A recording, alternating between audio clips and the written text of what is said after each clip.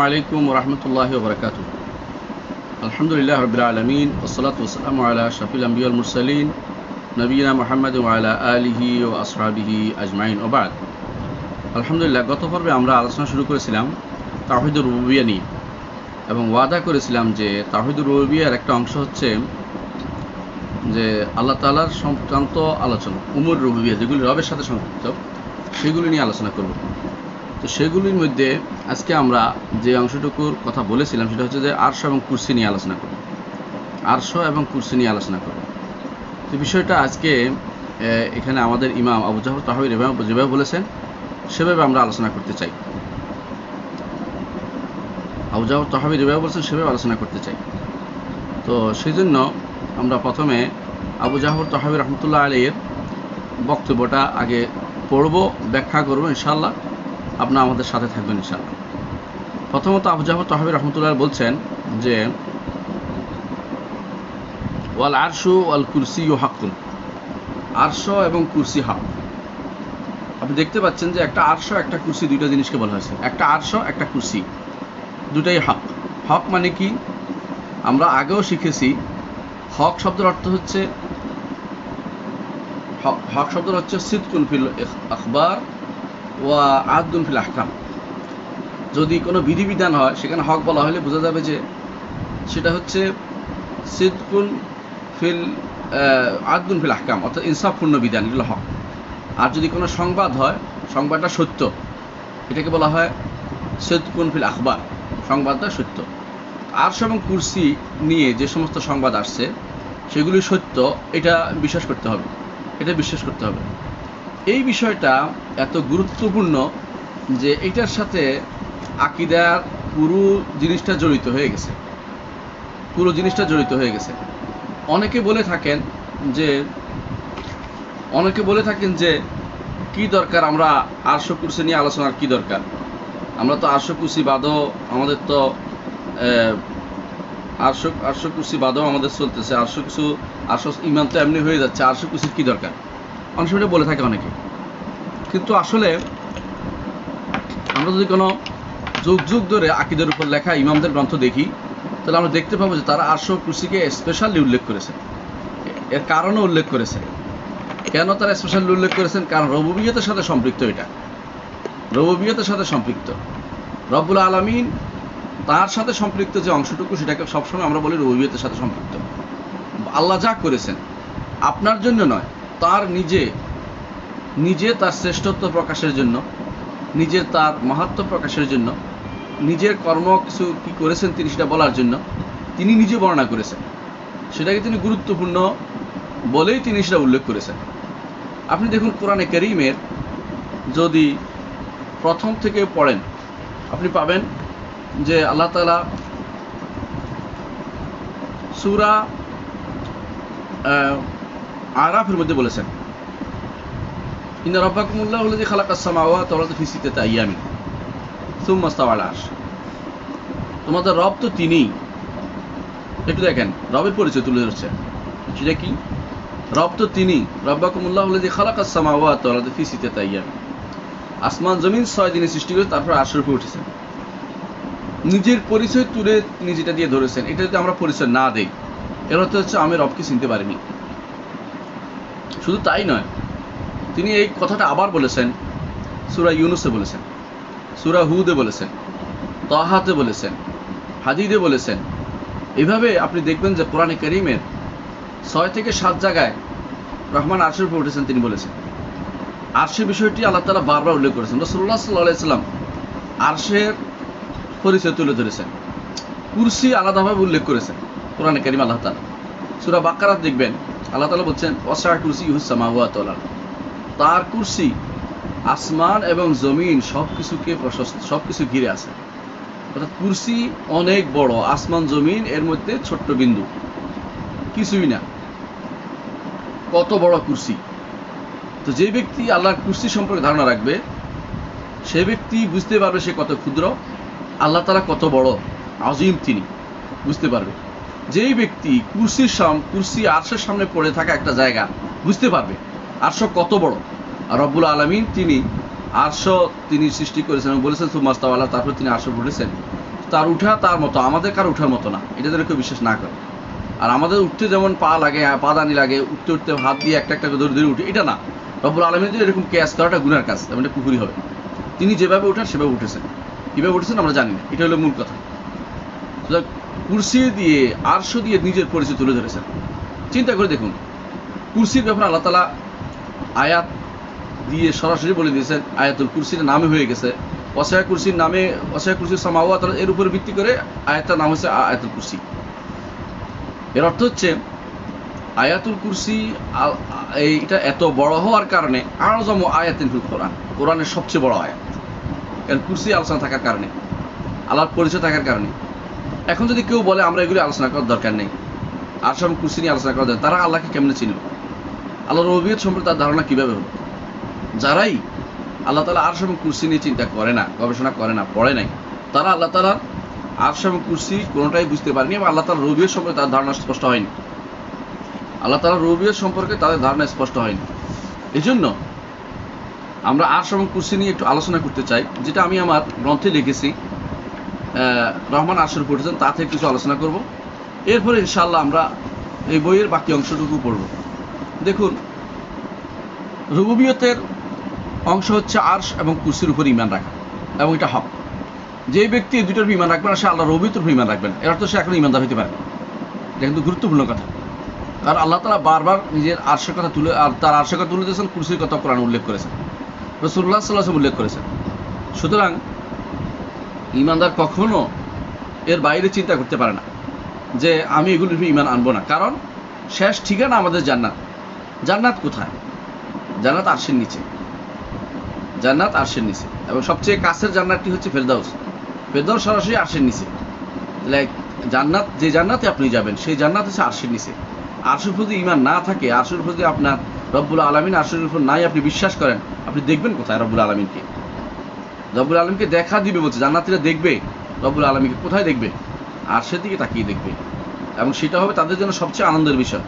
এটাকে যদি কেউ অস্বীকার করে, আপনি বুঝছেন সে কত বড় পাপের কাজ করেছে। কিভাবে ইমানদার হতে পারে ওই ব্যক্তি, যে ব্যক্তি আরশের উপর যথাযথ ঈমান আনে না। আর শব্দের অর্থ কি আসলে? আর শব্দের অর্থ হচ্ছে যে কোনো কিছু উঁচু জিনিস হওয়া, কোনো উঁচু জিনিস হওয়া। সাধারণত আমরা চেয়ার বসে, এটা হলো কুরসি, কিন্তু আরশ হচ্ছে একটা বড় খাট বলতে পারেন। এটা বাংলা ভাষা বলতেছি অর্থ করার জন্য, আল্লাহ তাআলার কথা বলতেছি না। আল্লাহ তাআলারটা কিরকম এটা আমরা বলতেছি, ধর্ম বলতেছি না। খাট যেমন খাটিয়ার, বড় খাটিয়ার উপর বসতো আগেকার দিনে রাজা বাদশারা, বড় খাটিয়ার উপর, চেয়ারের উপর বসতেন। চেয়ার তো কুরসি। তাহলে বড় খাটিয়া যেটার উপরে কেউ বসে, যেটার উপরে কেউ হেলান দিয়ে বসে বা কোনো একটা ইয়া করে, এটাকে আরশ বলা। এটা আল্লাহর জন্য বলছি না, আমরা অর্থ বুঝানো, আর্থ শব্দ অর্থ বুঝাচ্ছি, বারবার বলতেছি, আবার কেউ ভুল বুঝেন না এটা নিয়ে। তাহলে বসার স্থান, এটা হলো আরশ। শরীয়তের পরিভাষায় আরশ হচ্ছে পায়া বিশিষ্ট একটি খাট, পায়া বিশিষ্ট একটি খাট যা ফেরেশতারা বহন করে, আর সমস্ত সৃষ্টি জগতের উপর তা গম্বুজের মতো। সকল সৃষ্টির ছাদ সবার উপরে এবং সবচেয়ে বড়, এটা হলো আরশ। কয়টা কথা বলেছি খেয়াল করেন। এটা পায়া আছে, ওয়াইয়াহমিলু আরশ রাব্বিকা ফাওকাহুম ইয়াওমাইদিন থামানিয়া। 8 দিন 8 জন সেদিন কিয়ামতের দিন আল্লাহ তাআলা আরশ বহন করবে। 4টা পায়া আছে আরশের, এর ফেরেশতারা বহন করে এটা। তারপর এটা পৃথিবীর সমস্ত সৃষ্টির উপরে গম্বুজের মতো, এবং সেটা সকল সৃষ্টির ছাদ, আর সবার উপরে এবং সবচেয়ে বড় সৃষ্টি। এটা হচ্ছে শরীয়তের পরিভাষা। ইমাম তাবারি বলেন, ওয়াতারাল মালাইকাতা হাফিনা মিন হাউলিল আরশ। আর আপনি দেখতে পাবেন সেদিন কিয়ামতের দিন, দেখতে পাবেন কি দেখতে পাবেন? যে মালাইকারা, ফেরেশতারা আরশের চারপাশ ঘিরে আছে। সুবহানাল্লাহ। কি করতেছে? তাসবিহ পাঠ করতেছে, এবং তারা এখনো সালাত আদায় করে আরশের চারপাশ ঘিরে মালাইকারা। রাসূলুল্লাহ সাল্লাল্লাহু আলাইহি ওয়াসাল্লাম এটাই বলেছেন, তোমরা কি কাতারবন্দি হবে না যেভাবে ফেরেশতারা আল্লাহর সামনে কাতারবন্দি হয়? কিভাবে? ইয়াতিমুনা সাফুফাল আউয়াল, প্রথম কাতার পুরো করে দ্বিতীয় কাতার, এইভাবে কত কাতার যে রব্বুল আলামিনের সিজদাতে লিপ্ত আছে, তার ইবাদতে লিপ্ত আছে, যে আল্লাহ তাআলাই জানে, আর কেউ জানে না। এইভাবে তারা ঘিরে আছে, হাফিনা মিন হাউলিল আরশ। সেদিন কিয়ামতের দিনও দেখবে যে ফেরেশতারা সব ঘিরে আছে রব্বুল আলামিনের আরশ, তারা ঘিরে আছে। তাহলে আমরা দেখতে পাচ্ছি যে এই আরশটা হচ্ছে, ইমাম তাবারি বলেন যে এই আরশটা হচ্ছে খাট, সেই খাটটার স্বরূপকেও তিনি বর্ণনা করেননি। তারপর তিনি বলেছেন আর আরশের চারপাশে ঘিরে আছে, ফেরেশতারা আরশের চারপাশে ঘিরে আছে, আর আরশ হচ্ছে খাট। ইমাম তাবারি রহমতুল্লাহ বলেন। তিনি আরো বলেন কোরআনে কারীম অন্য আয়াতে সূরা গাফিরের 15 নম্বরে আল্লাহ তাআলা বলছেন যুল আরশিল মাজিদ, যুল আরশ অর্থাৎ খাটওয়ালা, তিনি ব্যতীত সকল কিছুকে তিনি পরিবেশন করে আছেন, অর্থাৎ তিনি সবকিছু তার পরিবেশনের ভিতরে। বাইহাকি বলেন আরশ হচ্ছে একটা খাট, তা একটি দেহ বিশিষ্ট বস্তু। আল্লাহ তাআলা তা সৃষ্টি করেছেন, ফেরেশতাদেরকে তা বহন করতে নির্দেশ দিয়েছেন, তাদেরকে সেটা সম্মান ও সেটার চারপাশে তোয়াফ করে ইবাদত করতে নির্দেশ দিয়েছেন। যেমন তিনি জমিনের বুকে একটি ঘর বানিয়েছেন, বনি আদমকে তার চারপাশে তোয়াফ করার নির্দেশ দিয়েছেন। সালাতে সেটার দিকে মুখ করতে বলেছেন, বনি আদমকে সালাতে সেটার দিকে মুখ করতে বলেছেন। ঠিক আরশ ওইদিকে মুখ করে ফেরেশতারা সেদিকে ফিরে আল্লাহ তাআলার ইবাদত করে। ইমাম তাবারি রহমতুল্লাহ আলাইহি তার বাইহাকি আল আসমা ওয়াস সিফাত এটা উল্লেখ করেছে। আরশ এমনি সাধারণ অর্থে খাট, কিন্তু আরশের খাট বিভিন্ন আল্লাহ তাআলার যে আরশ সেটার পায়া আছে, অর্থাৎ সেটার 4টা পায়া আছে। ইবনে কাসির রহমতুল্লাহ আলাইহি বলেন আরশের এমন একটি খাট যার পায়া আছে, ফেরেশতারা তা বহন করে জগতের উপরে গম্বুজের মতো সকল সৃষ্টির ছাদ স্বরূপ। ইবনে কাসির বিদায় নিহাতে উল্লেখ করেছেন। ইমাম যাহাবী রহমতুল্লাহ আলাইহি বলেন তোমার কি ধারণা সে আরশের ব্যাপারে, যা সর্বোচ্চ মহান সত্তা নিজের জন্য গ্রহণ করেছেন? তার উচ্চতা, প্রশস্ততা, পায়া, গঠনশৈলী, বহনকারী কুরুবিগণ তো নৈকট্যপ্রাপ্ত ফেরেশতাগণ, যারা সেটাকে চারপাশে ঘিরে আছে, তার সৌন্দর্য, তার মূল্য সম্পর্কে তোমার কি ধারণা হতে পারে? যেখানে বলা হয়েছে যে লাল রুবি পাথরের তৈরি।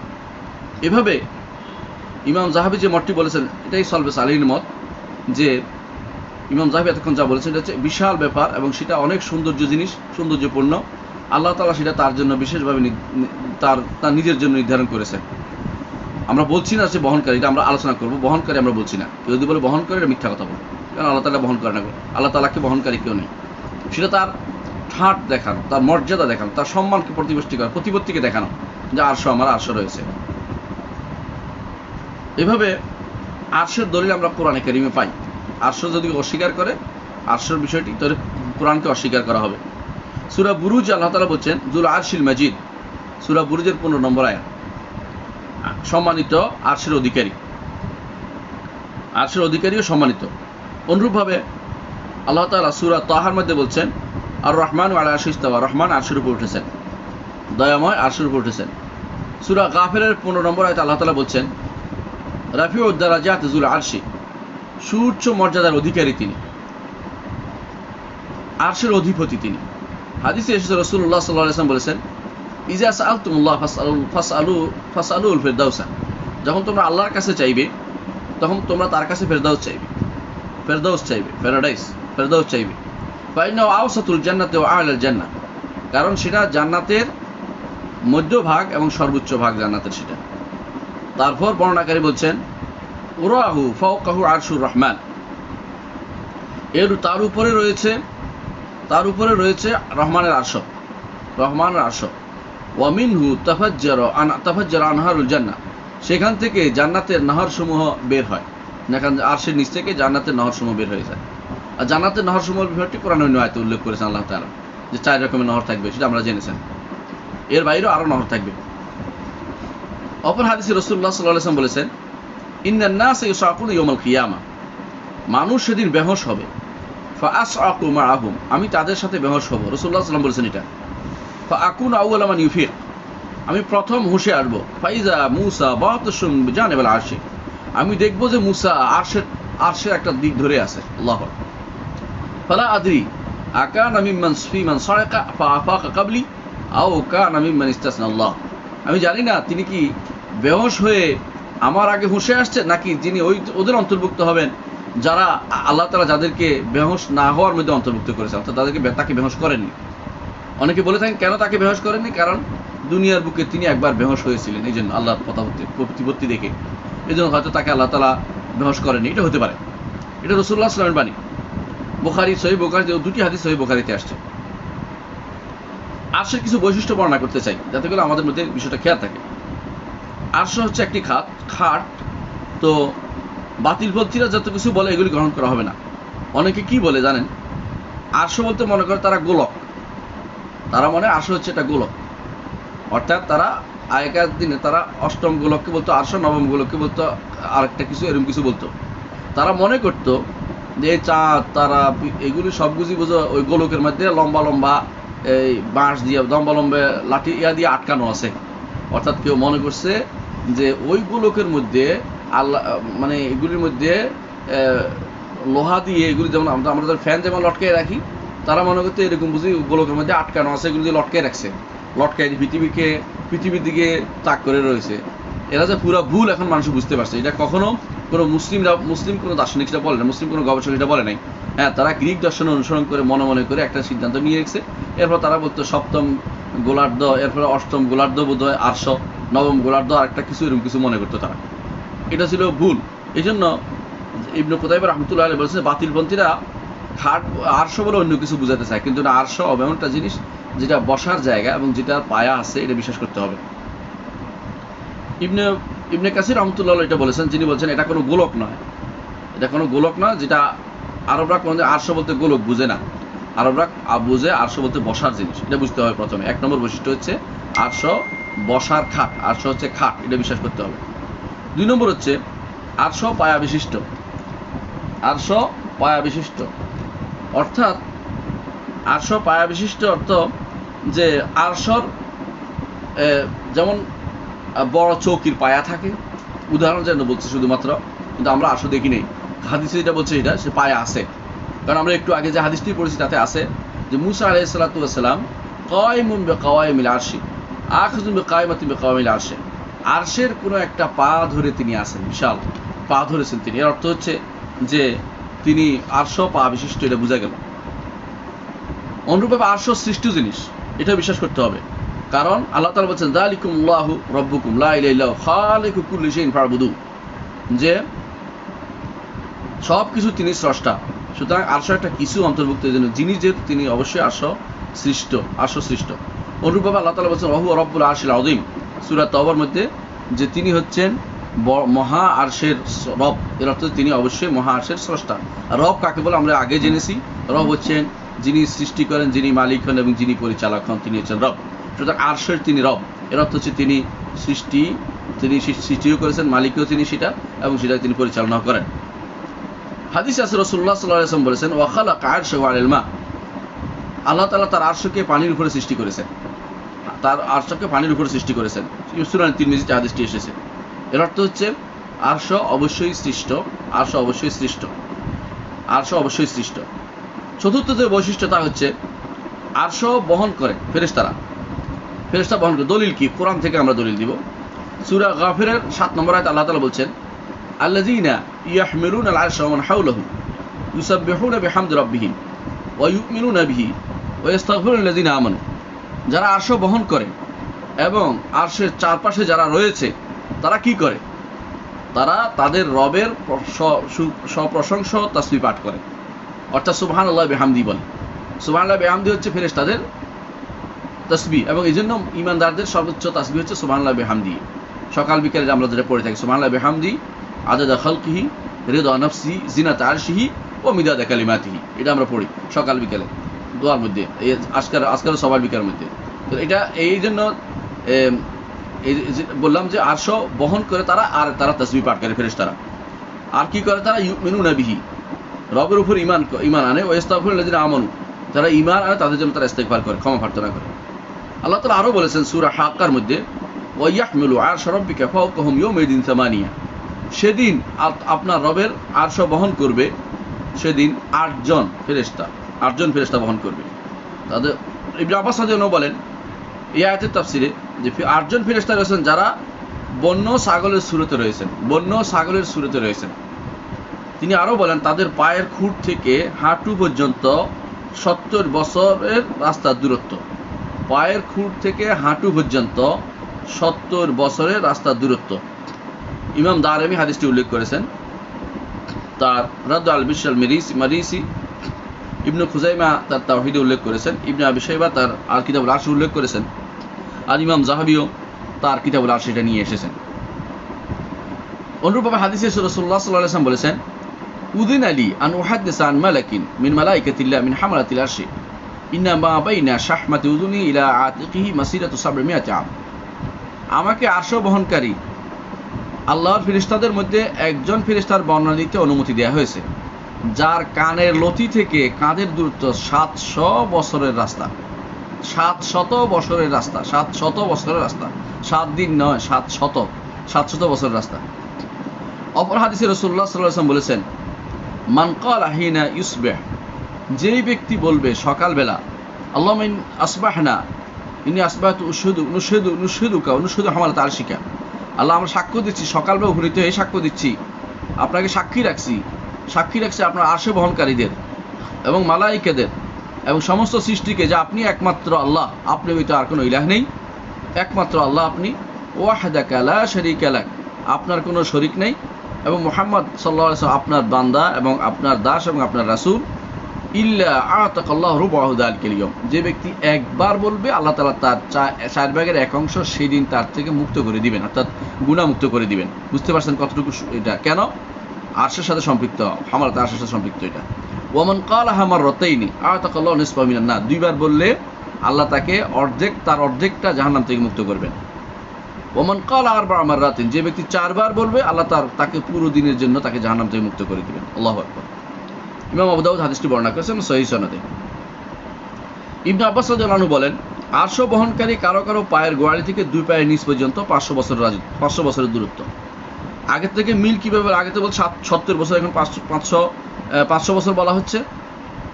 এর অর্থ হচ্ছে কারোটা এটা, এক একটা এক এক রকম আল্লাহ তাআলা লিখছেন, একরকম না। ইবনে তাইমিয়া রাহমাতুল্লাহ আলাইহি বলেন, এই আয়াত প্রমাণ করছে যে যারা এমন কিছু ফেরেশতা রয়েছেন যারা আরশ বহন করে, আরও কিছু রয়েছেন যারা আরশের চারপাশে ঘিরে থাকে।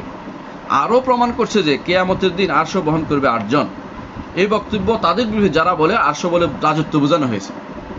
কারা বলে আরশ অর্থ মুলক জানেন? আশায়রে মাতুরিদীরা সুযোগ পেলে আরশ অর্থ মুলক বলে, রাজত্ব। আরশ কোনো কিছু তারা মনে করে না আরশ কোনো একটা সৃষ্ট, সেটা বলে না। এই জন্য তারা বলে আরশের উপর রাজত্ব করে আয়ত্ত করেছেন, আরশের উপর উঠেছেন অর্থ রাজত্ব করে আয়ত্ত করেছেন, তারা তো এটা বলে থাকে। একটা গোষ্ঠী, এদের মধ্যে একটা গোষ্ঠী, তারা আরশ অর্থ রাজত্ব করে, আরশ অর্থ যে আরশ একটা আলাদা সৃষ্টি, এটা তারা মনে করতে চায় না, বিশ্বাস করতে চায় না। কারণ যদি আরশ রাজত্ব হইতো, রাজত্ব আটজনের বহনের বিষয় নয়। আরশ এমন একটা জিনিস যেটা বহন করতে পারে। ইবনে তাইমিয়া রাহমাতুল্লাহ বলেছেন, কারণ রাজত্ব আটজনের বহনের বিষয় নয়। আরও একটি বিষয় এখানে জানা দরকার যে ইবনে কাসির ইবনে জৌজি তা হচ্ছে ইবনে কাসির ইবনে জৌজি প্রাধান্য দিয়েছেন যে বর্তমানে আরশ বহনকারী ফেরেশতা 4 জন, আর কিয়ামত দিন হবে 8 জন। তবে এখানে সরাসরি আমরা বলছি যে এবারে কোনো সরাসরি দলিল আমরা পাইনি, যদিও ইবনে কাসির রাহমাতুল্লাহ আমাদের কাছে বিশ্বস্ত, তিনি নিশ্চয়ই কোনো বর্ণনা পেয়েছেন এভাবে বলতে পারি। কিন্তু আমরা যদি বলি যে হাসরের দিন আল্লাহ তাআলার আরশ বহন করবে 8 জন, তাহলে এটা কোনো দোষের কিছু হবে না। কোনো কবিতায় 4 জনের কথা আসছে, এটা আমরা দেখব আলোচনা যখন আসবে। আমাদের রহমান আরশ সেখানে উল্লেখ আছে যে 4 জনের কথা উল্লেখ আছে, আর সেটাকে অস্বীকার করা হয়নি। সাহাবায়ে কেরাম সেই কবিতা উচ্চারণ করেছেন, এই জন্য কেউ 4 জনের কথা বলে থাকে যে এখন 4 জন, হাসরের দিন 8 জন বহন করবে। পঞ্চম বৈশিষ্ট্য হচ্ছে আরশ হচ্ছে সর্বোচ্চ সৃষ্টি। আরশ হচ্ছে সর্বোচ্চ সৃষ্টি, সর্ববৃহৎ সৃষ্টি, সকল সৃষ্টির ছাদ, জগতের উপর গম্বুজের মতো। তার নিচের অংশ তার তুলনায় বিস্তীর্ণ ভূমিতে একটি কড়ার মতো, কড়া বা আংটা, একটা আংটার মতো, যেমন দরজার আংটা থাকে এরকম একটা আংটার মতো। ইমাম ইবনে আবি জামানিন বলেন, আহলুস সুন্নাহর মত হচ্ছে আল্লাহ তাআলা আরশ সৃষ্টি করেছেন, সেটাকে সকল সৃষ্টির সর্বোচ্চে এবং উপরে রাখার মাধ্যমে বিশেষ মর্যাদা দিয়েছেন। শাইখুল ইসলাম ইবনে তাইমিয়া রাহমাতুল্লাহ আলাইহি বলেন, আরশ গম্বুজের মতো, কারণ সুনান আবু দাউদে জুবাইর ইবনে মুত্তাম রাদিয়াল্লাহু আনহু থেকে উল্লেখ আছে, তিনি বলেন রাসূলুল্লাহ সাল্লাল্লাহু আলাইহি ওয়াসাল্লাম বলেছেন, ইন্নাল্লাহা ফাওকা আরশিহি ওয়া আরশুহু ফাওকা সামাওয়াতিহি, আল্লাহ তাআলা তার আরশের উপরে, আর আরশ হচ্ছে সকল আসমানের উপরে। আরশ হচ্ছে সকল আসমানের উপরে। সুনান আবু দাউদে হাদিসটি এসেছে। তারপর রাসূলুল্লাহ সাল্লাল্লাহু আলাইহি ওয়াসাল্লাম, এখন তো বলতে পারতেন যে কিভাবে, রাসূল কিন্তু আঙ্গুল দিয়ে দেখাই দিয়েছেন। তারপর রাসূলুল্লাহ সাল্লাল্লাহু আলাইহি ওয়াসাল্লাম তার আঙ্গুলকে গম্বুজের মতো করে দেখালেন, গম্বুজের মতো করে আপনি দেখাইতে হবে, যে গম্বুজ, বুঝতে পারছেন, গম্বুজের মতো করে দেখালেন। আর আরশ করে সব কিছুর উপরে, এর প্রমাণ হচ্ছে আমরা একটু আগে বলেছি, রাসূলুল্লাহ সাল্লাল্লাহু আলাইহি ওয়াসাল্লাম বলেছেন যে আরশ, তুমি যখন জান্নাত চাইবে, ফেরদাউস চাইবে, কারণ ফেরদাউস হচ্ছে সব মধ্য জান্নাত এবং সবচেয়ে উপরে জান্নাত, তার উপরে রহমানের আরশ, এবং সেখান থেকে জান্নাতের নহর প্রবাহিত হয়ে থাকে। অনুরূপ আবু যর রাদিয়াল্লাহু আনহু হাদিসে বর্ণিত আছে, রাসূলুল্লাহ সাল্লাল্লাহু আলাইহি ওয়াসাল্লাম বলেছেন, আমি বললাম, হে আল্লাহর রাসূল, আমার কাছে যা নাজিল, আপনার কাছে যা নাজিল হয়েছে তার মধ্যে কোন আয়াত সবচেয়ে বড়? তিনি বলেন আয়াতুল কুরসি। তারপর রাসূলুল্লাহ সাল্লাল্লাহু আলাইহি ওয়াসাল্লাম বললেন, ইয়া আবু যর, হে আবু যর, মাস সামাওয়াতুস সাবউ মা'আল কুরসি ইল্লা কাহালকাতিন মুলকাতিন বিআরদিন ফালাতিন, বিহালকাতিন মুলকাতিন বিআরদিন ফালাত, যে সাত আসমান কুরসির ব্যাপারে কেমন হলো, এই দুইটার মধ্যে তুলনামূলক হচ্ছে যেন একটা আংটা ফেলে দেওয়া হয়েছে, বিস্তীর্ণ ভূমিতে একটা আংটা পড়ে আছে। কুরসির তুলনায় সাত আসমান হচ্ছে একটা আংটার মতো, যা বিশাল এক ভূমিতে একটা আংটা পড়ে আছে, খুঁজে বের করা কঠিন, এরকম। ওয়াফাদুল আরশ আলাল কুরসি কাফাদুল ফালাত আলা হালাকা, বলছে অনুরূপভাবে আরশ কুরসির তুলনায় কত বড়, তা হচ্ছে যেমনিভাবে একটা রিং এর চেয়ে এই বিস্তীর্ণ ভূমিটা যত বড়, ঠিক আরশের তুলনায়, কুরসির তুলনায় আরশের চেয়ে বেশি বড়। সুবহানাল্লাহ, কত বড় আরশ একটু চিন্তা ভাবনা করা দরকার, যে আরশ কত বড়, যে সাত আসমান সবগুলি কুরসিতে একটা আংটা, আর কুরসি হচ্ছে সেই একটা বিস্তীর্ণ ভূমিতে একটা আংটা, বিস্তীর্ণ ভূমিটা হচ্ছে কুরসি। এই কুরসিটা হচ্ছে যেমন বিস্তীর্ণ ভূমিতে আংটা যেরকম, আরশের সামনে কুরসি হচ্ছে এরকম একটা ছোট আংটার মতো পড়ে আছে। এটা উল্লেখ করেছেন ইমাম ইবনে হিব্বান রাহমাহুল্লাহ তার সহিহ হাদিসে, তার হাদিস গ্রন্থে উল্লেখ করেছেন সেটা। 6 নম্বর বৈশিষ্ট্য হচ্ছে আসমান, আল্লাহ তাআলা আসমান ও জমিন সৃষ্টির আগেই আরশ সৃষ্টি করেছেন। আসমান এবং জমিন সৃষ্টির আগেই আরশ সৃষ্টি করেছেন। রাসূলুল্লাহ সাল্লাল্লাহু আলাইহি ওয়াসাল্লাম বলেছেন, হাদিসে শুনেন, কান আল্লাহু ওয়া লাম ইয়াকুন শাইউন গায়রা, আল্লাহ ছিলেন, তিনি হয়তো আর কিছু ছিল না। ওয়া কানা আরশুহু আলাল মা, তার আরশ ছিল পানির উপরে। ওয়া কাতাবা ফি যিকরি কুল্লি শাই, তিনি সব কিছু লিখেছেন, ফি যিকরি, লওহে মাহফুজে সব কিছু লিখে রেখেছেন। ওয়া খালাকাস সামাওয়াতি ওয়াল আরদ, আর তিনি আসমান জমিন সৃষ্টি করেছেন। তাহলে বোঝা গেল আসমান জমিন আরশ প্রথম সৃষ্টি, অথবা তার সাথে কেউ বলে যে পানি প্রথম সৃষ্টি, এটা আমাদের তর্কের বিষয় নয়। মূল জিনিস হচ্ছে আমাদের সাথে যেগুলো জানিয়েছেন এর মধ্যে প্রথম সৃষ্টি হচ্ছে আরশ, প্রথম সৃষ্টি হচ্ছে আরশ, আমাদেরকে যা জানিয়েছেন। এর আগে আল্লাহ তাআলা সৃষ্টি করেন না, এটা কোনোদিন আমরা বলি না। আমরা বলি যে আল্লাহ তাআলা সবসময় স্রষ্টা ছিলেন, তিনি কি সৃষ্টি করেছেন তিনিই জানেন। তবে তিনি প্রথম সৃষ্টি হচ্ছেন আরশ, আমাদের সাথে সংশ্লিষ্ট, আমাদের জানিয়েছেন তা হচ্ছে আরশ তিনি সৃষ্টি করেছেন, এবং তার আগে কিছু ছিল না, অর্থাৎ ওয়ালাম ইয়াকুন শাইউন, তিনি ব্যতীত আর কিছু ছিল না, অর্থাৎ প্রথমে তিনি আউয়াল, তার সময় তার সাথে কেউ ছিল না, তবে তিনি সবসময় সৃষ্টি করেছেন। তারপরে তিনি আরশ সৃষ্টি করেছেন এবং লওহে মাহফুজে সব লিখে রেখেছেন, তারপর আসমান জমিন সৃষ্টি করেছেন। তো এটা হচ্ছে আমাদের বিশ্বাস যে প্রথম তিনি আসমান সৃষ্টি করেছেন। কোনো কোনো বর্ণায় আসছে যে প্রথম তিনি আরশ সৃষ্টি করেছেন, কোনো কোনো বর্ণায় কালামের কথা আসছে, হ্যাঁ কলম হচ্ছে প্রথম, তিনি এইভাবে নয় যে কলম প্রথম সৃষ্টি করেন, হ্যাঁ জগতের সাথে সম্পৃক্ত, যখন তিনি কলম সৃষ্টি করেছেন তখন তাকে বলছেন লিখতেন, এটা হচ্ছে এটার অর্থ। হাদিসের অর্থ ক্ষেত্রে অনেক সময় আমরা ভুল অর্থ করে থাকি, কিন্তু কলম প্রথম সৃষ্টি নয়, আরশ প্রথম সৃষ্টি।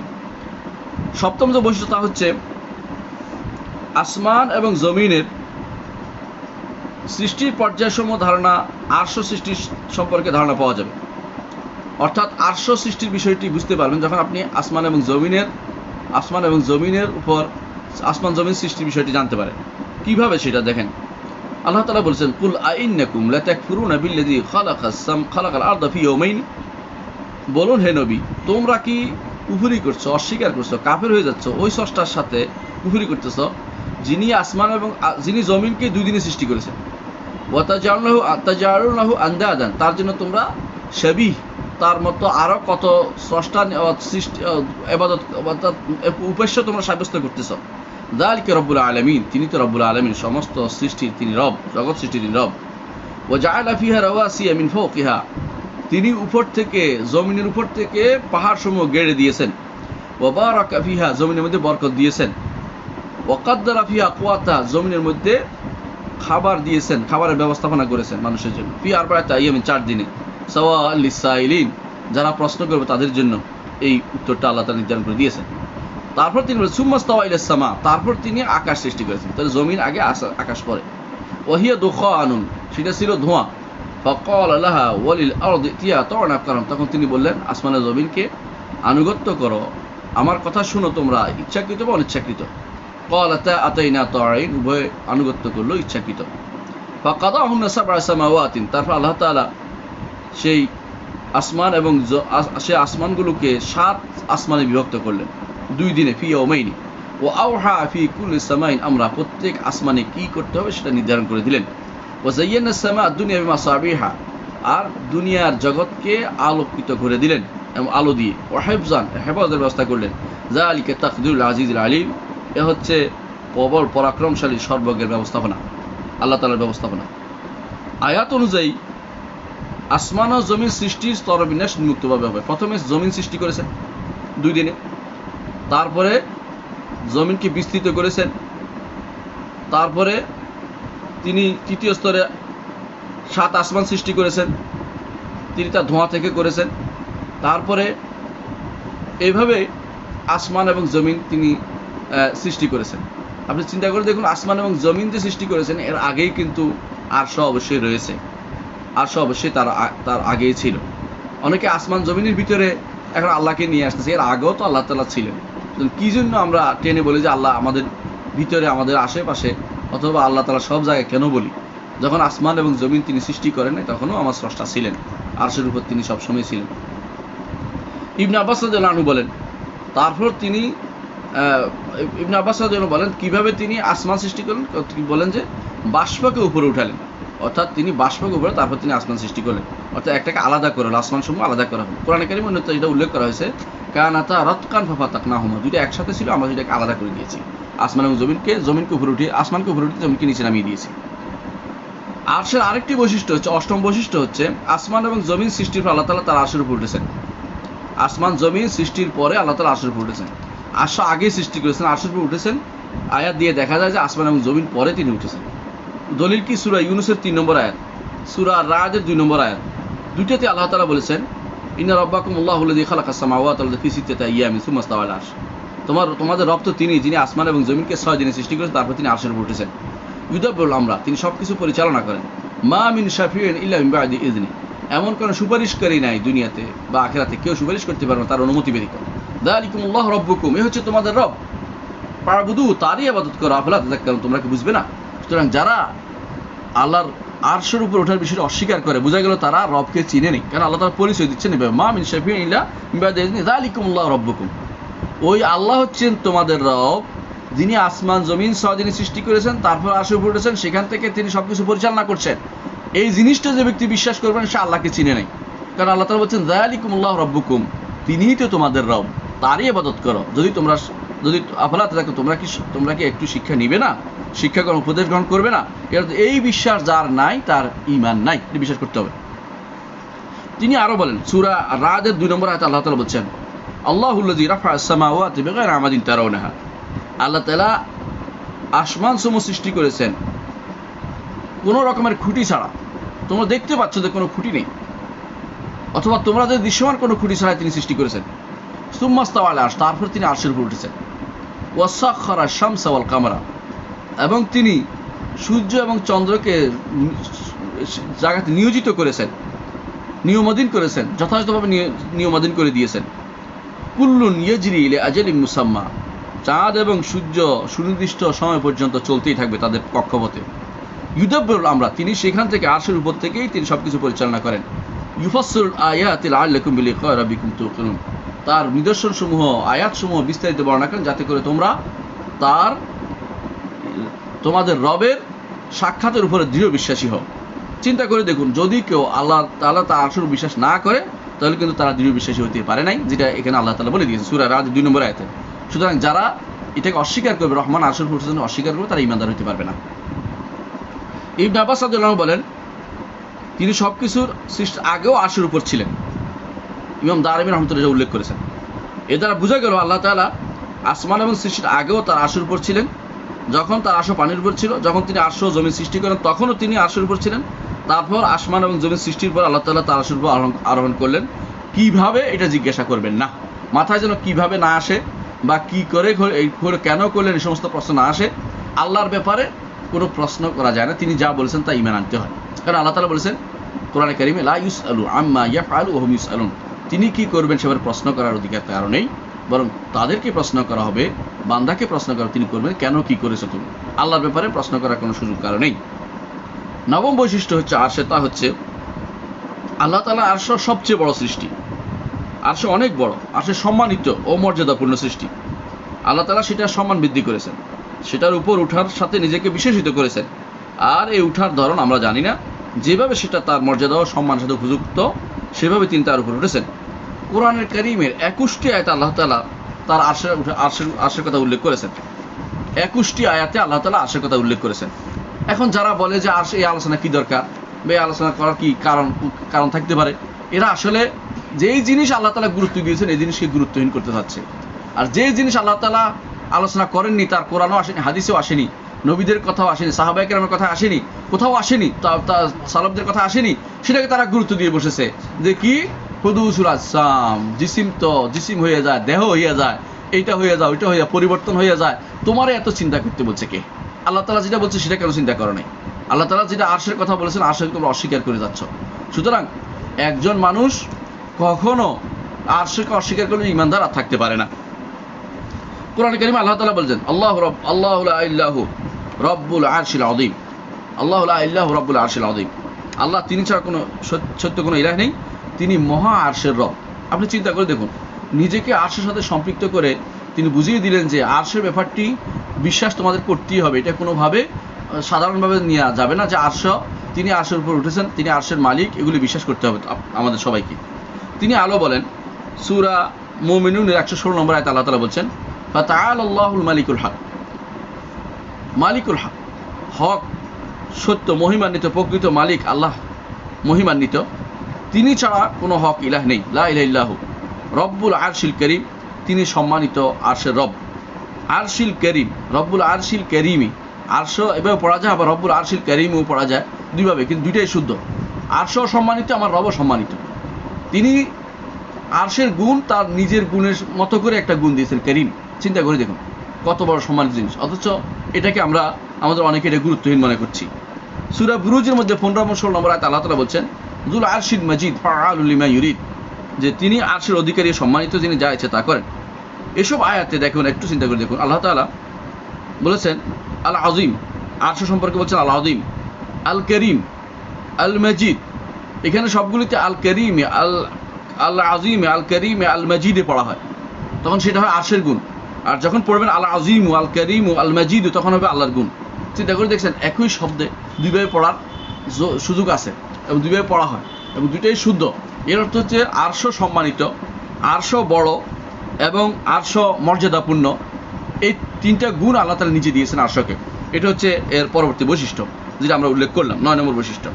অনুরূপভাবে নবী সাল্লাল্লাহু আলাইহি সাল্লাম তিনি যে দোয়া পড়েছেন তা হচ্ছে বিপদে পড়লে দোয়া পড়বে মানুষ, আপনাদের মুখস্থ করতে হবে ভালো একটা দোয়া, লা ইলাহা ইল্লাল্লাহুল আযীমুল হালিম, লা ইলাহা ইল্লাল্লাহু রব্বুল আরশিল আযীম, লা ইলাহা ইল্লাল্লাহু রব্বুস সামাওয়াতি ওয়া রব্বুল আরদি রব্বুল আরশিল কারীম। এই দোয়াটি মুখস্থ রাখা দরকার। লা ইলাহা ইল্লাল্লাহু আযীমুল হালিম, ওই আল্লাহ ব্যতীত আর কোনো ইলাহ নেই যিনি আযীম, বড়, হালিম, সহিষ্ণু। লা ইলাহা ইল্লাল্লাহু রব্বুল আরশিল আযীম, ওই আল্লাহ ব্যতীত আর কোনো ইলাহ নেই যিনি রব্বুল আরশিল আযীম, যিনি বড়, বৃহৎ, মহা আরশের রব যিনি। লা ইলাহা ইল্লাল্লাহু রব্বুস সামাওয়াতি ওয়া রব্বুল আরদি ওয়া রব্বুল আরশিল কারীম। চিন্তা করে দেখুন, একই হাদিসের ভিতরে তিনি ব্যতীত আর কোনো ইলাহ নেই যিনি আসমানের রব, জমিনের রব এবং যিনি সম্মানিত আরশের রব। আল্লাহ তাআলা তিনি আরশকে সম্মানিত করে নাম দিয়েছেন। এর অর্থ হচ্ছে আরশর এই গুণ বিশিষ্ট যে গুণগুলো তিনি উল্লেখ করেছেন, এটা হচ্ছে 9 নম্বর বৈশিষ্ট্য। 10 নম্বর বৈশিষ্ট্য হচ্ছে আরশ আল্লাহ তাআলার সবচেয়ে প্রশস্ত সৃষ্টি, বিশাল সৃষ্টি, তা আসমান এবং জমিতে বহু বহু গুণ প্রশস্ত। রাসূলুল্লাহ সাল্লাল্লাহু আলাইহি ওয়াসাল্লাম যেটা বলেছেন, আমরা একটু আগেও সেটা পড়েছি, আবার পড়ছি, মাস সামাওয়াতুস সাবউ মা'আল কুরসি, 7 আসমান কুরসির সামনে বিস্তীর্ণ ভূমিতে ফেলে রাখা একটা আংটার মতো আর রিংয়ের মতো। অনুরূপভাবে আরশ কুরসির সামনে, কুরসি হিসাবে আরশের তুলনামূলক আলোচনা হচ্ছে, যেমনিভাবে একটা আংটা বিস্তীর্ণিত পড়ে আছে, তেমনিভাবে যেন আরশের সামনে কুরসিটা একটা আংটার মতো পড়ে আছে। যেই আরশের ভিতরে সমস্ত সৃষ্টি একটা আংটার মতো পড়ে আছে। এখন আরশ কত বড় সেটা আপনি আমি চিন্তা করে বুঝতে পারবো এটা কত বড় আল্লাহর সৃষ্টি, প্রশস্ত বড় সৃষ্টি। 11 নম্বর বৈশিষ্ট্য হচ্ছে আল্লাহ তাআলা আরশকে তার রহমান নামের সাথে সম্পৃক্ত করে সম্মানিত করেছেন। যেমন আল্লাহ তাআলা বলেছেন আর রহমান আলা আরশি ইস্তাওয়া, রহমান আরশের উপর উঠেছেন। তিনি আরো বলেছেন আল্লাযী খালাকাস সামাওয়াতি ওয়াল আরদা ওয়া মা বাইনাহুমা ফি সিত্তাতি আইয়ামিন সুম্মা ইস্তাওয়া আলা আরশ। সূরা আল ফুরকানের 59 নম্বর আয়াতে আল্লাহ তাআলা বলেছেন যিনি আসমান এবং জমিন সৃষ্টি এবং তার মাঝে যা আছে সবই সৃষ্টি করেছেন 6 দিন। সুম্মা ইস্তাওয়া আলা আরশ, তারপর তিনি আরশের উপর উঠেছেন। আর রহমান, তিনি হচ্ছেন রহমান, যিনি রহমান, তিনি অর্থাৎ তার পরিচয় দিচ্ছেন যিনি আসমান জমিন সৃষ্টি করেছেন, যিনি এর মাঝখানে যা সব সৃষ্টি করেছেন 6 দিনে। তারপর তিনি আরশের উপর উঠেছেন। তার গুণ কি? তিনি রহমান। আল্লাহু আকবার। ফাসআল বি খাবীরা, যারা যে জানে তাকে তোমরা জিজ্ঞাসা করো, জানা তাকে জিজ্ঞাসা করে কি হবে? ইবনে কাইয়িম রাহমাতুল্লাহ আলাইহি বলেন রহমান নামটিকে আরশের সাথে সম্পৃক্ত করার হিকমত হচ্ছে মহান আল্লাহ আমাদেরকে জানাচ্ছেন যে তিনি সবচেয়ে প্রশস্ত সৃষ্টির উপর উঠেছেন, সবচেয়ে বড় গুণ নিয়ে, প্রশস্ত সৃষ্টির উপরে, আরশের উপরে সবচেয়ে বড় গুণ রহমত নিয়ে, বড় গুণ নিয়ে উঠেছেন। কারণ আরশ সকল সৃষ্টিকে পরিবেষ্টন করে আছে, সব কিছুর জন্য তা প্রশস্ত, আর সৃষ্টির জন্য রহমত তাদের সবার জন্য প্রশস্ত। যেমন আল্লাহ তাআলা অন্য আয়াতে বলেছেন ওয়া রাহমাতি ওয়াসআত কুল্লা শাই, আর আমার রহমত সব কিছুকে ঘিরে আছে। 12 নম্বর বৈশিষ্ট্য হচ্ছে মহান আল্লাহ আরশের উপর উঠেছে, আল্লাহ আরশের উপর লিখেছেন একটি কিতাব লিখেছেন, আর সেই কিতাবের মধ্যে তিনি লিখেছেন তার রহমত তার ক্রোধের উপর প্রাধান্য পাবে। রাসূলুল্লাহ সাল্লাল্লাহু আলাইহি ওয়াসাল্লাম বলেছেন ইন্নাল্লাহা লাম্মা কাদাল খালক, আল্লাহ তাআলা যখন সৃষ্টি সম্পন্ন করলেন কাতাবা ইনদাহু ফাওকা আরশি, তার আরশের উপরে তিনি একটা কিতাব লিখলেন, তার আরশের উপরে ইন্না রাহমাতি সাবাকাত গাদাবি, নিশ্চয়ই আমার রহমত আমার ক্রোধের উপর প্রাধান্য পাবে।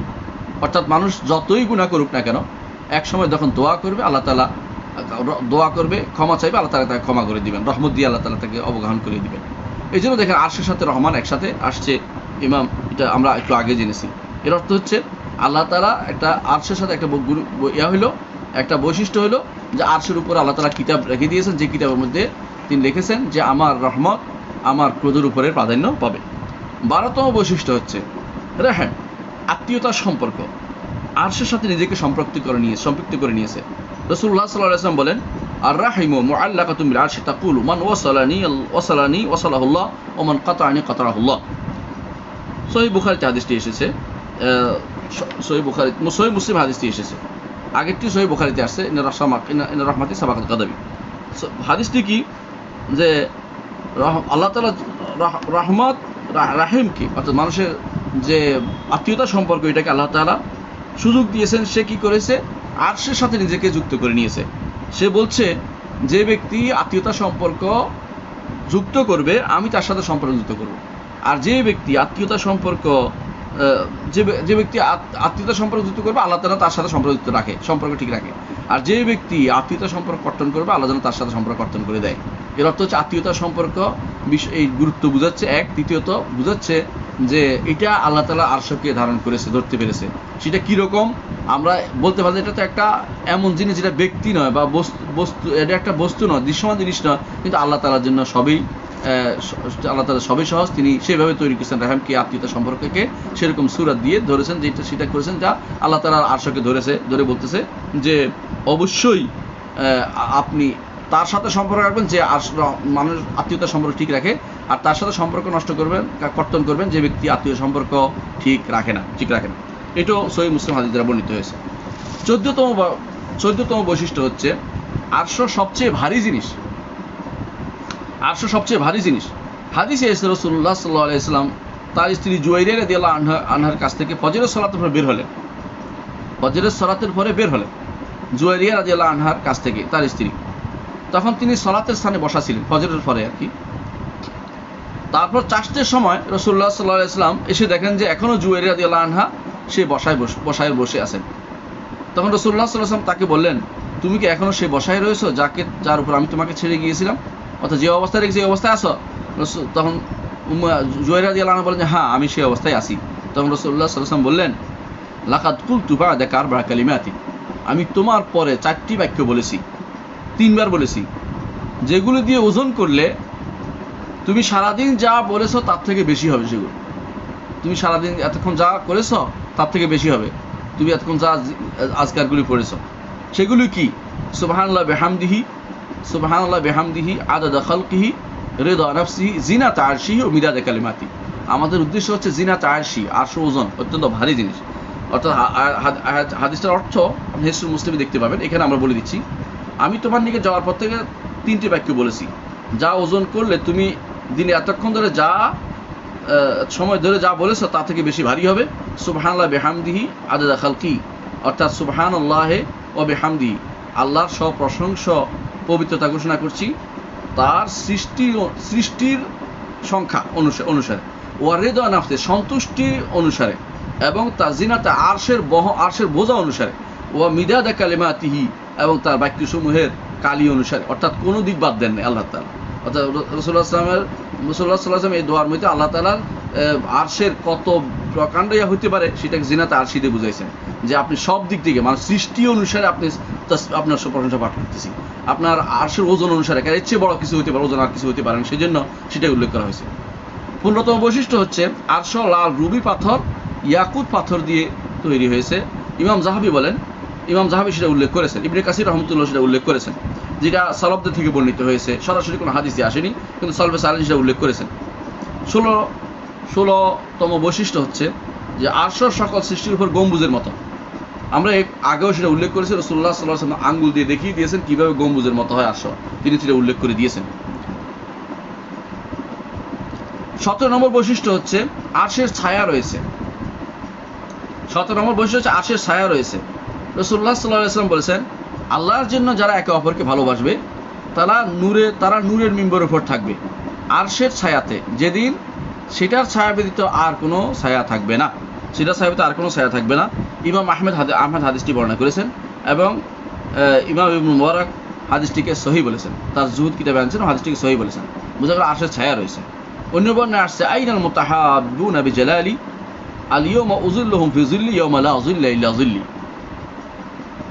কোথায়? সহিহ মুসলিমে আসছে হাদিসটি, যে কোথায় ওই সমস্ত লোকেরা যারা আমার ভালোবাসায় একে অপরে একত্রিত হয়েছে, আমার সম্মান, আমার মর্যাদার কারণে, আমার সম্মান ও আনুগত্যের কারণে যারা একে অপরকে ভালোবেসেছে, দুনিয়ার কোনো কারণে নয়, তারা কোথায়?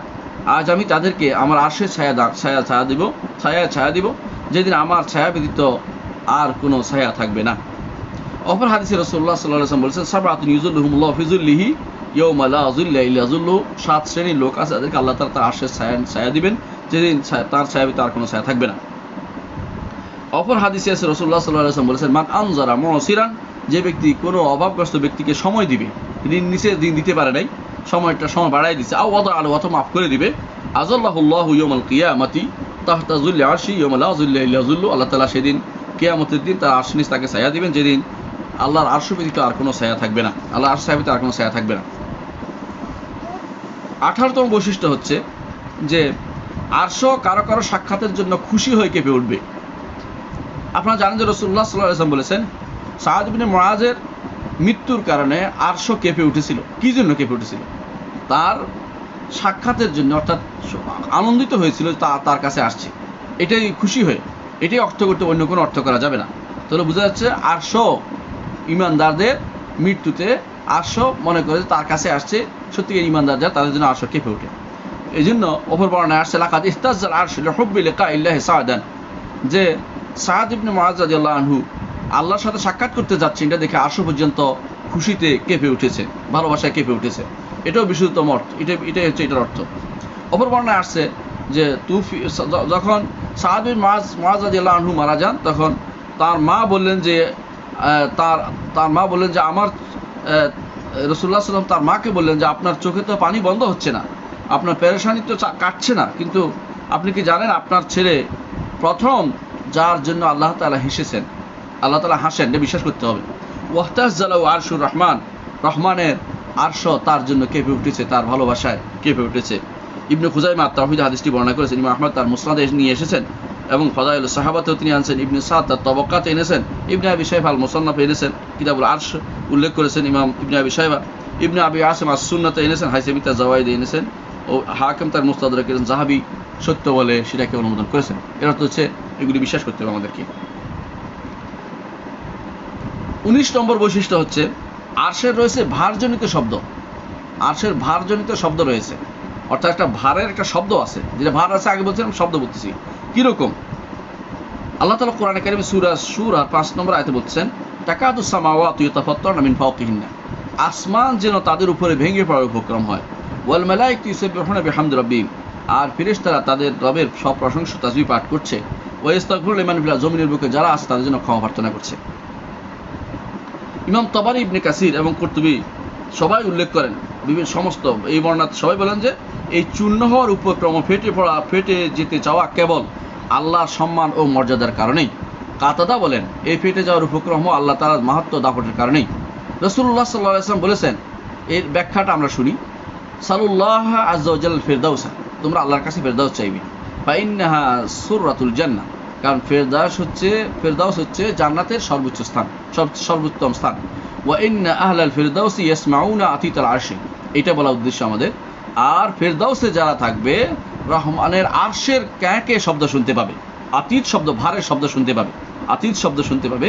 রহমানের আরশ এত ভারী, এত ভারী, রহমানের আরশের ভারী শব্দ আছে, এটা বোঝানোর জন্য এই হাদিসটি, ইবনে বাত্তা হাদিসটি বর্ণনা করেছেন, ইমাম তবারানি হাদিসটি বর্ণনা করেছেন, ইবনে আবি শায়বা হাদিসটি বর্ণনা করেছেন, মুস্তাদরাক হাদিসটি এসেছে বিশুদ্ধ সনদে। অনুরূপভাবে রাসূলুল্লাহ সাল্লাল্লাহু আলাইহি ওয়াসাল্লাম বলেছেন, আত্তাতিস সামা ওয়া হুক্কা লাহা আন তাইত্তা, আকাশ শব্দ করছে, শব্দ করাটা তার জন্য হক, যথেষ্ট, যথাযথ, ভুল নয়। কেন? ফা ইন্না মা ফিহা মাওদা আরবা'i আসাবি ইল্লা ওয়া মালাকুন ওয়াদাহুন জাবহাতাহু সাইদান লিল্লাহ, আসমানের চার আঙ্গুল জায়গা বাকি নেই যেখানে একজন ফেরেশতা নাই, অর্থাৎ যেখানে একজন ফেরেশতা সব 4 আঙ্গুল জায়গাতে আছে যে আল্লাহর জন্য তার চেহারাকে সিজদায় নিয়োজিত করে রেখেছে। আল্লাহু আকবার। পুরো আসমান জুড়ে 4 আঙ্গুল জায়গায় এরকম না যেখানে এরকম ফেরেশতা নেই, অর্থাৎ পুরো আসমানের উপরে ফেরেশতারা সেরকম ভাবে আছে। সুতরাং এই আসমান এই জন্য আওয়াজ হয়ে থাকে, আওয়াজ হয় এটা বোঝানোর জন্য এই হাদিসটি এখানে উল্লেখ করছি, কিন্তু আরশেরও আওয়াজ হয় সেটা আমরা জেনেছি। 20 নম্বর বৈশিষ্ট্য হচ্ছে ফেরেশতাগণ আরশের চারপাশে তওয়াফ করেন, আরশের চারপাশে তওয়াফ করেন, যেটা একটু আগে আমরা জেনেছি ইমাম বাইহাকির বর্ণনা থেকে। তিনি বলেছেন যে আরশের চারপাশে ফেরেশতারা তওয়াফ করে এবং তারা আরশের ইবাদত হিসেবে নেয়, সেটা ইবাদত হিসেবে নেয়। ইমাম বাইহাকি সেটা আসমা ওয়া সিফাতে উল্লেখ করেছেন। জিকিরকারীদের জিকির আরশের চারপাশে গুঞ্জন তৈরি করে। আমরা যে দুনিয়ার বুকে যে সমস্ত তাসবিহ পাঠ করি এগুলো আরশের উঠে গিয়ে আরশের চারপাশে গুঞ্জন সৃষ্টি করে। সুবহানাল্লাহ। হাদিসে রাসূলুল্লাহ সাল্লাল্লাহু আলাইহি ওয়াসাল্লাম বলেছেন, ইন্না মিম্মা তাযকুরুনা মিন জালালিল্লাহি আত-তাসবিহ ওয়াত তাহলিল ওয়াত তাহমিদ ইয়ানআতিফনা হাওলাল আরশে, দুনিয়ার বুকে তোমরা আল্লাহর সম্মান মর্যাদা বর্ণনা করে যেসব তাসবিহ সুবহানাল্লাহ বলি, তাহলিল লা ইলাহা ইল্লাল্লাহ বলি, তাহমিদ আলহামদুলিল্লাহ বলি, কি করে এগুলো? সেগুলো আরশের চারপাশে ঘুরতে থাকে। অর্থাৎ আপনার থেকে সুবহানাল্লাহ বলছি না, এটা উঠে গেছে, এখন ঘুরতে থাকে। কোথায়? আরশের চারপাশে ঘুরতে থাকে। মৌমাছির গুঞ্জনের মতো তাদের গুঞ্জন শুনতে আল্লাহ তাআলা শুনেন। আল্লাহু আকবার। এগুলোর জিকিরকারীর কথা স্মরণ করতে থাকে যে দুনিয়ার বুকে অমুকে আমার কথা, আপনার কথা স্মরণ করেছে, জিকির করতে থাকে এরা। তোমাদের মধ্যে কেউ কি চায় না যে তার জন্য হবে অথবা সর্বদা তার জন্য থাকবে এমন কেউ যে তার কথা স্মরণ করবে? এটা রাসূলুল্লাহ সাল্লাল্লাহু আলাইহি ওয়াসাল্লাম বলেছেন। তোমাদের মধ্যে এমন কেউ কি থাকবে না? ইমাম আহমদ হাদিসটি বর্ণনা করেছেন সহিহ সনদে, যে তোমাদের মধ্যে এমন কেউ কি থাকবে না যে আল্লাহর কাছে সুবহানাল্লাহ বললে আল্লাহর কাছে এগুলো যে এই তাসবিহগুলো গুঞ্জন করতে থাকে, ফিরে যেভাবে মৌমাছি গুঞ্জনের মতো। তো এটা একটা আল্লাহর পক্ষ থেকে বড় নেয়ামত যে আমরা যখন সুবহানাল্লাহ আলহামদুলিল্লাহ বলবো এগুলি গিয়ে আল্লাহ আরশের চারপাশে গুঞ্জন করতে থাকে। এটাকে আমাদের বিশ্বাস করতে হবে যে রাসূলুল্লাহ সাল্লাল্লাহু আলাইহি ওয়াসাল্লাম বলেছেন। ইমাম আহমদ হাদিসটি বর্ণনা করেছে, ইবনে মাজাতে এসেছে, মুস্তাদরাক আসছে, ইবনে কাসির আসছে এবং হাদিসটিকে ইমাম বুসিরি তার মাজমা জাওয়ায়েদ ইবনে মাজাতে সহিহ বলেছেন। কাব আল আহবার বলেন, উত্তম কালেমা আরশের চারপাশে মৌমাছির গুঞ্জনের মতো গুঞ্জরিত হতে থাকে, যা তার জিকিরকারীর কথা স্মরণ করতে থাকে, যা আমাকে দুনিয়ার বুকে অমুক ব্যক্তি উল্লেখ করেছেন। হ্যাঁ, সুবহানাল্লাহ বলছে আমাদের মিজান ভাই আরশের চারপাশে এই সুবহানাল্লাহ মিজান ভাইয়ের কথা বর্ণনা করতেছে। এটা কি তিনি চান না? অবশ্যই চাইতে হবে। এরকম প্রত্যেকটি মানুষ যখন সুবহানাল্লাহ বলে বিশ্বাস করতে হবে যে আমার সুবহানাল্লাহ উঠে গেছে। ইলাহিয়া সাদুল কালিমুত তাইয়্যিব, উত্তম জিনিস আমার কাছে উঠে চলে, আল্লাহ বলছে আমার কাছে চলে, তার কাছে চলে আসে। এই জন্য আল্লাহ উপরে বিশ্বাস করতে হবে। যে ব্যক্তি বিশ্বাস করে না সে ব্যক্তি ঈমানদার হতে পারে না। অনুরূপ অপর এক বর্ণনা কাব বলেন, সুবহানাল্লাহ আলহামদুলিল্লাহ লা ইলাহা ইল্লাল্লাহ আল্লাহু আকবার, এগুলো রয়েছে গুঞ্জন আরশের চারপাশে, যা মৌমাছির গুঞ্জনের নেয়। যারা এগুলো আমল করছে তাদেরকে স্মরণ করে থাকে। ইবনে জারির তাবারি সেটা বর্ণনা করেছেন। 22 নম্বর বৈশিষ্ট্য, আরশ হচ্ছে আসমান এবং জমিনের উপরে, আসমান এবং জমিনের উপরে, যেটা আমরা আগেও পড়েছি। রাসূলুল্লাহ সাল্লাল্লাহু আলাইহি ওয়াসাল্লাম ইবনে মাসউদ রাদিয়াল্লাহু আনহু বর্ণনা আসছে, যেটা মওকুফ হাদিস কিন্তু হুকমান মারফু, যেটা মারফু হিসেবে বলা যায়, সেটা কি? তিনি বলেছেন, ইবনে মাসউদ রাদিয়াল্লাহু বলেছেন, মা বাইনা সামাই দুনিয়া ওয়াল্লাতি তালিহা মাসিরাতু 500 আম, নিকটবর্তী আসমান এবং তার কাছে যে আসমান আছে এটা হলো 500 বছরের রাজত্ব, 500 বছরের দূরত্ব। ওবাইনা কুল্লি সামাইনি মাসিরাতু 500 আম, দুই আসমানের মাঝখানে 500 বছরের দূরত্ব। ওবাইনা সামাই সাবিআ ওবাইনাল কুরসি 500 আম, যে সপ্তম আসমান এবং কুরসির মাঝে 500 বছরের দূরত্ব। ওবাইনাল কুরসি ইলাল মাই 500 আম, কুরসি এবং পানির মধ্যে 500 বছরের দূরত্ব। ওয়াল আরশু আলাল মা, আর আরশ হচ্ছে পানির উপরে। ওয়াল্লাহু তাআলা ফাওকাল আরশি ওয়া হুয়া ইয়ালামু মা আনতুম আলাইহি, আল্লাহ তাআলা আরশের উপরে, সেখানে থেকে তিনি জানেন যে তোমরা যা কিছু করছো সেটা তিনি জানেন। হাদিস কোথায় আছে? সহিহ ইবনে খুজাইমাতে হাদিসটি বর্ণিত হয়েছে। সহিহ ইবনে খুজাইমা আছে হাদিসটি, ইমাম ইবনে খুজাইমা তার তাওহীদে বর্ণনা করেছেন, দারমি তার রাদ আল জাহমিয়াতে উল্লেখ করেছেন, আবু শেখ আল আযমাতে উল্লেখ করেছেন, লালেকাই উল্লেখ করেছেন শারহ উসুল ইতিকাদ আহলে সুন্নাতে, ইবনুল কাইয়িম ইজতিমাউল জুয়ুশুল ইসলামিয়াতে হাদিসটি নিয়ে এসেছেন, এবং সেটা ইবনে মাসউদ রাদিয়াল্লাহু আনহু থেকে সহিহ সনদে আসছে, ভুল নয়। সাহাবায়ে কেরাম যেটা বলেন সেটা হচ্ছে আমাদের আকীদার একটা অংশ, আমরা এটা আগেও জানি, এবং সেটা কোনো, যেহেতু ইবনে মাসউদ বলেছেন আমি নিজের থেকে বলার মতো না, সুতরাং এটা হুকমান মারফু এটাকে বলা হয়। 23 নম্বর বৈশিষ্ট্য হচ্ছে আরশ জান্নাতের উপর, আরশ জান্নাতের উপর। রাসূলুল্লাহ সাল্লাল্লাহু আলাইহি ওয়াসাল্লাম বলেছেন, ইন্না ফিল জান্নাতি মিআতা দারাজা, জান্নাতে রয়েছে 100 স্তর, যেগুলি আল্লাহ তাআলা আল্লাহর রাস্তায় যারা জিহাদ করবে তাদের জন্য নির্ধারণ করে রেখেছেন। কুল্লু দারাজাতাইনি মা বাইনাহুমা কামা বাইনা সামাই ওয়াল আরদ, দুই স্তরের মাঝখানে আসমান এবং জমিনের ফারাক। ফাইদা সাআলতুমুল্লাহ ফাসআলুল ফিরদাউস, যখন তোমরা আল্লাহর কাছে চাইবে তখন ফিরদাউস চাইবে। ফাইন্না আওসাতুল জান্নাহ ওয়া আলাল জান্নাহ, এটা হচ্ছে সবচেয়ে মধ্যমণি জান্নাতের এবং সবচেয়ে উপরের জান্নাত। ওয়া ফাওকাহু আরশুর রহমান, তার উপরে রহমানের আরশ। ওয়া মিনহু তাফজুরু আনহারুল জান্নাহ, তার থেকে জান্নাতের নহরসমূহ প্রবাহিত, তাফাজ্জুরু আনহারুল জান্নাহ, জান্নাতের নহরসমূহ প্রবাহিত হয়ে থাকে। এটাও সহিহ বুখারীতে হাদিসটি এসেছে, সহিহ বুখারীতে হাদিসটি এসেছে। কাতাদা রাহিমাহুল্লাহ এই জন্য বলেন, ফেরদাউস হচ্ছে জান্নাতের উচ্চভূমি বা মালভূমি, মধ্যভূমি, সর্বোচ্চ ভূমি, সর্বোৎকৃষ্ট ভূমি এবং সবচেয়ে উপরের স্থান। সুতরাং জান্নাত সে তো গম্বুজের মতো, কারণ তার মধ্যমণি হচ্ছে উঁচু অংশ, অর্থাৎ জান্নাত, পুরো জান্নাত একটা গম্বুজের মতো এত বিশাল, যেটা আমরা কল্পনা করতে পারবো না, কল্পনা আমাদের ধারণ করবে না। 24 নম্বর বৈশিষ্ট্য হচ্ছে, এবং এর মাধ্যমে আমরা শেষ করতে যাবো ইনশাআল্লাহ। 24 নম্বর বৈশিষ্ট্য হচ্ছে আল্লাহ তাআলা আরশকে পানির উপরে সৃষ্টি করেছেন।